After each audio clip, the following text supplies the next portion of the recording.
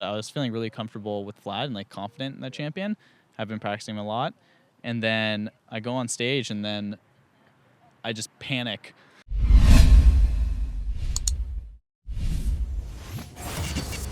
It's the first day of NALCS Summer Split. I'm joined right now by Apollo with coverage presented by OmniSlash to talk to him in an interview that people will hopefully watch because our interviews don't. Really? No. Well, they'll watch it this time. Really? Yeah, for sure. Okay, how many are you predicting we'll peak out at in like 3 days? Okay, well, I'm going to give a small shout out to my stream that I streamed yesterday, right? So I got 100 viewers, right? So if we like do some math real quick, I'm guessing around like 500 for this video, which is pretty solid, I think. Well, more people watch. I get more than 500 people watching this. I mean, our interviews usually get like 7K or something. A Soren interview, that's like 100K. Really? Yeah. Is it actually? Yeah. What do you think we should do to increase the viewership on this? I don't know. Start winning. I mean, what else do you want from me right now? I just won the most important match of the split, which is the first game. Is that true? Maybe. I don't know if we won our first game last split. I don't think so. Well, you're off on the right start. So you won that game against Cloud9, who brought in a different lineup. What was that like? First off, when did you learn you were playing like the different guys? I think a week ago. I think we like heard, word got round, and we were a little bit caught off guard. Yeah. But I mean, they have their reasons for it. I guess they were just performing better. Yeah. Were you able to change your strategy at all, or did you do things differently because you were facing different players? I don't think so. I think we generally just because especially since the meta being so like volatile and like hectic, I think it was just like we kind of had to figure that out ourselves. You know what I mean? And there was nothing that we could really change. It was just about like hoping that our strategies were good. Yeah. And yeah. I interviewed Sebastian 2 days ago, and I asked him, all right, Clutch is supposed to be like the analytics team with like all this infrastructure. Yeah. Are they like supplying? This should be the moment they shine, right? Like new meta, figuring out what's good. Do you wake up every day to like a report, like a profile, a manila envelope with like new champions to play or whatever? No. Okay. No, we don't. But we do. I mean, we look at the numbers. We look at what's going on with the other regions and stuff, and we definitely do take a look. But like I said, it's since everything is so different, it's really hard to look at another region and say that, oh, these guys know what they're doing. Yeah. These picks are the ones that are like carrying alone. You can do that about some champions, but I don't think it's really fair to say that like it's not really fair to say that the entire meta, like from A to B kind of thing. When are you busting out Heimerdinger? It's tomorrow. Okay. There we go. There's no more spoiler rule on Reddit, so I can post this. Really? Yeah. Because normally I have to wait 24 hours, but... Okay. Well, yeah, tomorrow I'm definitely playing it, so... People... Did you know that there's no spoiler rule on Reddit now? I saw that, and it's still there. I think it's still like one of the top... pinned one. Yeah. Is that... What do you think about that? People sent me messages saying that they were unsubbing from me and they were no longer going to support me because in the past I've said that I like the idea of this, and they didn't like that I had ever said that. I don't have an opinion on this, I think. I just look at it. I don't really care if I get spoiled, so... Some people feel very strongly about it. Yeah. You're like, oh no, I woke up and I see what Clutch won? What the hell? No! I was looking to find out about that. I mean, does that mean that we're going to get less viewers on our video? On what? This interview. Oh. Because you're getting less subs, no? Oh, I think, yes, like 10 people have unsubbed. And somebody was like, I'm never donating. 2 people wrote, there were a couple of different messages. One of them was like, I hope the people that watch his interviews now because of spoilers will support him because I certainly won't. Yeah. People have felt very strongly. That's pretty, I like that one. Yeah. Well, I hope they keep watching because, we're kind of struggling down here. You and me? Yeah. Both you and me. Yeah. What'd you do during the break? Well, the most notable thing, basically, besides just like regular vacation and chilling, we went to Houston. The Houston Rockets, they flew us out, and it was really cool. It was a really cool experience. We got to see the first and second game of the Golden State versus Houston Rockets. Yeah. They treated us out to dinner. They took us to their aquarium. They have an they have an aquarium, and there's a sloth and a white tiger in there. Those are not animals that I would normally associate with an aquarium. Were they just in the water? So the sloth was in a nice cage, but like a good pen. Yeah. It's a yeah. I don't know of any other word. And then the white tiger was in some like really cool looking cage. Again. They weren't just like sitting in water. No. Welcome to the aquarium.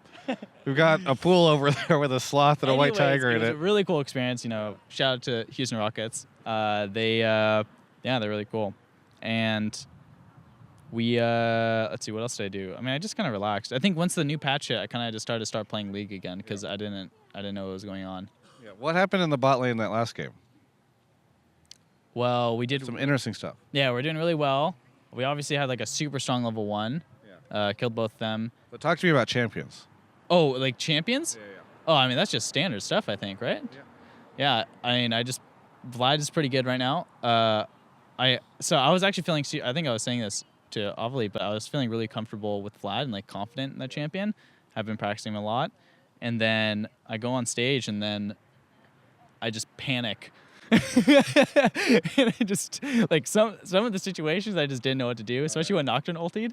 So I'm still getting used to the champion. But yeah, I mean, Brand bot, I've seen it a few times. People have been playing solo queue. Vlad is pretty normal. I think Nautilus was okay, but since he blind picked it, it didn't really do that well. We had a good counter into it. But yeah, I mean, honestly, it's kind of normal. So I wasn't actually too surprised that they picked Brand. I mean, you say it's normal. Right. I've been watching LCS for a very long time. What just happened does not feel normal to me. Right. Yeah, it's okay for me. It's kind of cool because it's this new patch hit and there's like a ton of controversy behind it. I think, just especially coming from an AD player, it was really difficult for me to swap to these different champions, and it's like a completely different play style. Compared to like, if I'm playing Caitlyn or something, right? Yeah. Compared to Vlad. I'm not flashing forward and diving them as a Caitlyn. Some players might do that, but I usually don't. So it's mainly just about comfort and like trying to like learn and like basically what I did was I asked both my solo laners on how to play Vlad, and like the coaches obviously helped me too. Or like I would ask about some of the champions that are being picked in the ball lane. I would just ask my solo laners what the counters are to those champions, and I just play them. Seems like a good strategy. Yeah. So I mean, I'm sure plenty of other teams are also doing that, but yeah, it's really fun for me. I think it's difficult, but being able to like go into solo queue and practicing a new champion every day is actually really cool. So yeah. Now, before we did this interview, normally when we do an interview, you get done with the fan interaction and you walk straight to me. This time you walked over and you were talking to somebody. Do you have is that like a family member or a friend? Like who's visiting you at LCS today? Are we gonna do this? I was just asking. I saw you. Like I've never met any of your family or whatever. I don't know if you have friends at all. To answer your question, you're not my number one priority. Okay. After the match. I'm not. You're not. Okay. You're like number 3. I used to be number 1. You used to be number 1, yeah. So what's number 1 and number 2? Not you. Oh. I see.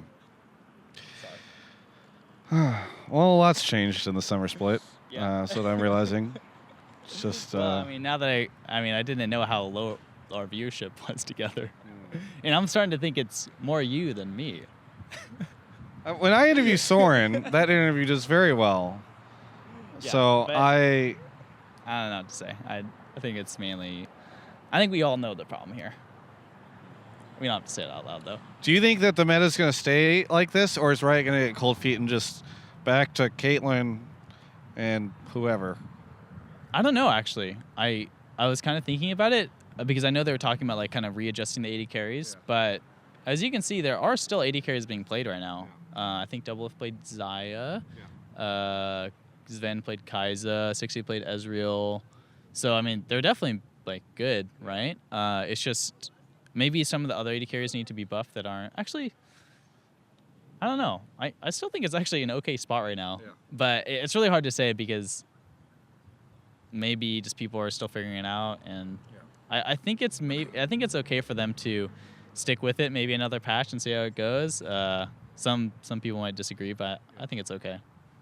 Anything you want to say to all the Apollo fans out there? Thanks for watching. Uh, I know all of you out there are watching this just for me and not Travis.